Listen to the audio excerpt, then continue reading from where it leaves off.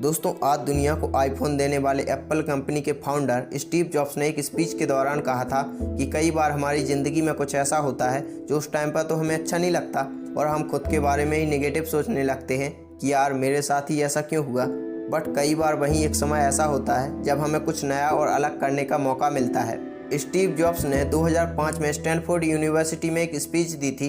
इस स्पीच में उन्होंने अपनी पूरी लाइफ को 3 कहानियों के जरिए बहुत खूबसूरती से बताया है और स्टीव जॉब्स की ये स्पीच अब तक दुनिया की मोस्ट पावरफुल, मोटिवेशनल और लाइफ चेंजिंग स्पीच में से एक मानी जाती है, जिसे स्वयं संदीप माहेश्वरी तक ने भी जिंदगी में एक बार सुनना तो रिकमेंड करते ही हैं। आप में से कितने लोगों ने स्टीव जॉब्स की स्टैनफोर्ड कमेंसमेंट स्पीच देखी है? स्टीव जॉब्स जो एप्पल के फाउंडर थे, उनकी स्टैनफोर्ड वाली एक स्पीच है 20 मिनट की। अगर आप में से बाकी लोगों ने नहीं देखी है तो आई स्ट्रांगली रिकमेंड यू कि एक बार आप जा करके यूट्यूब पे वो ज़रूर देखें। तो अपनी उस स्पीच में वैसे तो उन्होंने बहुत सारी बातें कही और सारी ही कमाल की थी, लेकिन एक बात उन्होंने कही। तो आज की इस वीडियो में हम स्टीव जॉब्स की लाइफ के 50 साल के एक्सपीरियंस और नॉलेज को शेयर करने वाले हैं, खुद उन्हीं के शब्दों में। तो प्लीज़ वीडियो को पूरा देखना। धन्यवाद। आज वर्ल्ड की one of the best university के दीक्षांत समारोह में आप सभी के साथ शामिल होने पर मैं खुद को गर्व महसूस कर रहा हूँ। मैं आपको सच बता दूं कि मैं कभी किसी कॉलेज से पास नहीं हुआ और आज पहली बार मैं किसी कॉलेज ग्रेजुएशन के समारोह में इतने करीब तक पहुंचा हूं। आज मैं आपको अपने जीवन की 3 कहानियां बताना चाहूँगा, ज़्यादा नहीं, बस 3 कहानियां। मेरी पहली कहानी है डॉट्स कनेक्ट करने के बारे में। रीड कॉलेज में दाखिला लेने के बाद 6 महीने के अंदर ही मैंने पढ़ाई छोड़ दी, लेकिन मैं उसके 18 महीने बाद तक किसी तरह आता जाता रहा। तो अब सवाल ये उठता है कि मैंने कॉलेज क्यों छोड़ा। दरअसल इसकी शुरुआत मेरे जन्म से पहले की है। मुझे जन्म देने वाली मेरी मदर एक यंग अनमैरिड ग्रेजुएट स्टूडेंट थी और वो चाहती थी कि मुझे कोई गोद ले ले। साथ ही उनकी ख्वाहिश थी कि जो भी मुझे गोद ले वो कॉलेज ग्रेजुएट हो और इस प्रकार पहले से ही सब कुछ सेट था। मैं एक वकील और उसकी वाइफ के द्वारा अडॉप्ट किया जाने वाला था, लेकिन अचानक मुझे देखकर उन्होंने अपना विचार बदल दिया और कहा कि उन्हें लड़का नहीं, एक लड़की चाहिए थी। और इसीलिए आधी रात को मेरे पेरेंट्स को कॉल करके बोला गया कि हमारे पास एक बेबी बॉय है, क्या आप उसे गोद लेना चाहेंगे? और उन्होंने तुरंत हाँ कर दी। पर बाद में जब मेरी जन्म देने वाली मदर को पता चला कि जिन्होंने मुझे गोद लिया है वो कॉलेज ग्रेजुएट नहीं है और पिता तो हाई स्कूल पास भी नहीं है, और इसीलिए उन्होंने लास्ट अडॉप्शन पेपर पर साइन करने से मना कर दिया। लेकिन फिर कुछ ही महीनों बाद मेरे होने वाले पेरेंट्स ने जब मेरी मदर को प्रॉमिस किया कि हम इसे कॉलेज ज़रूर भेजेंगे, तब वो मान गई। और फिर कुछ इस तरह से मेरी ज़िंदगी की शुरुआत हुई और 17 साल के बाद मैं कॉलेज गया, पर गलती से मैंने स्टैनफोर्ड जितना ही महंगा कॉलेज चुन लिया। मेरे पेरेंट्स की सारी जमा पूंजी मेरी पढ़ाई में जाने लगी और 6 महीने बाद मुझे इस पढ़ाई में कोई वैल्यू नहीं दिखी। मुझे कुछ आइडिया नहीं था कि मैं अपनी ज़िंदगी में क्या करना चाहता हूँ और कॉलेज किस तरह से मेरी हेल्प करेगा अपनी ज़िंदगी में कुछ करने के लिए। और ऊपर से मैं अपने पेरेंट्स की जीवन भर की कमाई खर्च करते जा रहा था। इसलिए मैंने कॉलेज ड्रॉप आउट करने का निर्णय लिया और सोचा कि जो होगा अच्छा होगा। उस समय तो ये सब कुछ मेरे लिए काफ़ी डरावना था और जब मैं पीछे मुड़कर देखता हूँ तो मुझे लगता है कि ये मेरी ज़िंदगी का one of the best decision था। जैसे ही मैंने कॉलेज छोड़ा तो मैंने उन क्लासेस को करना छोड़ दिया था जिसमें मेरा इंटरेस्ट नहीं था और मैं केवल अपने इंटरेस्ट की क्लासेस करता था। ये सब कुछ इतना आसान नहीं था। मेरे पास रहने के लिए कोई रूम नहीं था, इसलिए मुझे दोस्तों के रूम में फर्श पर सोना पड़ता था। मैं कोक की बोतलों से मिलने वाले पैसों से खाना खाता था।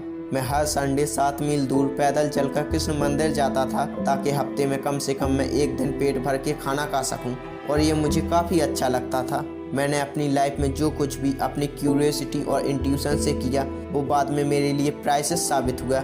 अब मैं आपको बताता हूँ कि क्यों कॉलेज ड्रॉप आउट करना मेरी ज़िंदगी का सबसे बेस्ट डिसीजन था।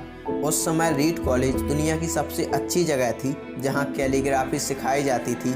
पूरे कैंपस में हर एक पोस्टर, हर एक लेवल बड़ी खूबसूरती से हाथों से कैलीग्राफ किया होता था, जो कि मैं कॉलेज से ड्रॉप आउट कर चुका था, इसलिए मुझे नॉर्मल क्लासेस करने की कोई ज़रूरत नहीं थी। तो मैंने तय किया कि मैं कैलीग्राफी की क्लासेस करूँगा और इसे अच्छी तरह से सीखूँगा।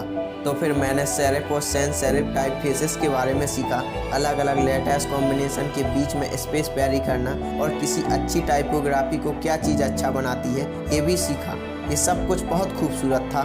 ये इतना आर्टिस्टिक था कि इसे साइंस द्वारा कैप्चर नहीं किया जा सकता था और ये मुझे बहुत अच्छा लगता था। उस समय जरा सी भी उम्मीद नहीं थी कि मैं इन चीज़ों का यूज कभी अपनी लाइफ में करूँगा। लेकिन जब 10 साल बाद हम अपना पहला मैकिंटॉश कंप्यूटर बना रहे थे, तब मैंने इसे मैक में डिज़ाइन कर दिया और ये बहुत ही खूबसूरत टाइपोग्राफी वाला दुनिया का पहला कंप्यूटर बन गया। अगर मैंने कॉलेज से ड्रॉप आउट नहीं किया होता तो कभी कैलीग्राफी की वो क्लासेस नहीं कर पाता और फिर शायद पर्सनल कंप्यूटर्स में जो फॉन्ट होते हैं वो होते ही नहीं। ऑफ कोर्स जब मैं कॉलेज में था तब भविष्य को देखकर इन डॉट्स को कनेक्ट करना इम्पॉसिबल था, लेकिन जब 10 साल बाद मैं पीछे मुड़कर देखता हूँ तो सब कुछ बिल्कुल साफ नज़र आता है। आप सिर्फ पास्ट देखकर डॉट्स को कनेक्ट कर सकते हैं, इसलिए आपको विश्वास करना होगा कि अभी जो हो रहा है वो आगे चलकर किसी ना किसी तरह आपके फ्यूचर से कनेक्ट हो जाएगा। आपको किसी ना किसी चीज़ में विश्वास करना ही होगा, अपने कट्स में, अपने भाग पर, अपनी ज़िंदगी पर या फिर अपने कर्म पर। किसी ना किसी चीज़ में विश्वास करना ही होगा, क्योंकि इस बात में विश्वास रखना कि आगे चलकर डॉट्स कनेक्ट होंगे, ये आपको अपने दिल की आवाज़ सुनने की हिम्मत देगा, तब भी जब आप बिल्कुल अलग रास्ते पर चल रहे होंगे। मेरी दूसरी कहानी है लव और लॉस के बारे में। दोस्तों, मैं जिस चीज़ को चाहता था वह मुझे जल्द ही मिल गई। मैंने अपने पेरेंट्स के गैराज से एप्पल की शुरुआत की थी। तब मैं 20 साल का था। हमने बहुत मेहनत की और 10 साल में एप्पल कंपनी 2 लोगों से बढ़कर $2 बिलियन और 4000 लोगों की कंपनी हो गई। हमने अभी 1 साल पहले ही मैकिंटॉश रिलीज की और मैं 30 साल का हो गया था और मुझे कंपनी से निकाल दिया गया। अब आप सोच रहे होंगे कि अपनी ही बनाई हुई कंपनी से मुझे कैसे निकाल दिया। वेल, जब कंपनी ग्रो होने लगी तब हमने एक टैलेंटेड आदमी को हायर किया। मैंने सोचा कि वो मेरे साथ कंपनी आगे बढ़ाएगा। पहले 1 साल सब कुछ ठीक ठाक चला, लेकिन फिर उसके बाद कंपनी के फ्यूचर को देखकर हम दोनों में मतभेद होने लगे। बात बोर्ड ऑफ डायरेक्टर तक पहुंच गई और उन लोगों ने उसका साथ दिया और इस तरीके से 30 साल की उम्र में मुझे अपनी ही कंपनी से निकाल दिया गया। जो मेरी लाइफ का फोकस था अब वह ख़त्म हो चुका था और ये पूरी तरह मुझे बर्बाद करने वाला था। अगले कुछ महीनों तक मुझे समझ ही नहीं आया कि मैं क्या करूं। मैं एक बहुत बड़ा पब्लिक फेलियर था। एक बार तो मैंने वैली छोड़कर जाने का भी सोचा, पर धीरे धीरे मुझे एहसास हुआ कि मैं जो काम करता हूं उसके लिए मैं अभी भी पैशनेट हूं और मैं अभी भी अपने काम से प्यार करता हूं। इसलिए मैंने एक बार फिर से शुरुआत करने की सोची। मैंने तब नहीं सोचा, पर अब मुझे लगता है कि एप्पल से निकाले जाने से अच्छा मेरे साथ कुछ और हो ही नहीं सकता था। सक्सेसफुल होने का बोझ अब बिगिनर होने के हल्केपन में बदल चुका था। अगले 5 सालों में मैंने एक कंपनी नेक्स्ट और दूसरी कंपनी पिक्सर स्टार्ट की और इसी दौरान मेरी मुलाकात एक बहुत ही अमेजिंग महिला से हुई जो आगे चलकर मेरी वाइफ बनी। पिक्सर ने दुनिया की पहली computer animated movie toy story बनाई और आज के समय में ये दुनिया का सबसे सफल एनिमेशन स्टूडियो है। एप्पल ने एक अप्रत्याशित कदम उठाते हुए नेक्स्ट को खरीद लिया और मैं एप्पल में वापस चला गया। आज एप्पल नेक्स्ट द्वारा डेवलप की गई टेक्नोलॉजी का यूज करती है। यहाँ पर मैं बिल्कुल विश्वास के साथ कह सकता हूँ कि अगर मुझे एप्पल से नहीं निकाला गया होता तो ये सब कुछ मेरे साथ नहीं होता।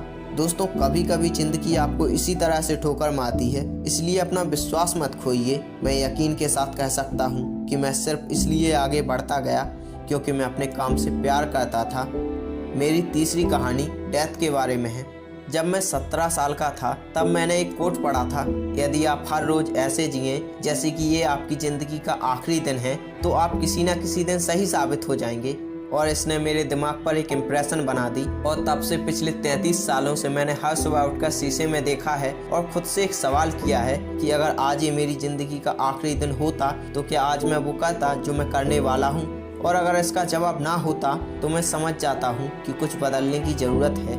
इस बात को याद रखना कि मैं बहुत जल्दी मर जाऊँगा। किसी भी चीज़ को खोने के डर को दूर करने का सबसे अच्छा तरीका है कि आप पहले से ही नंगे हैं।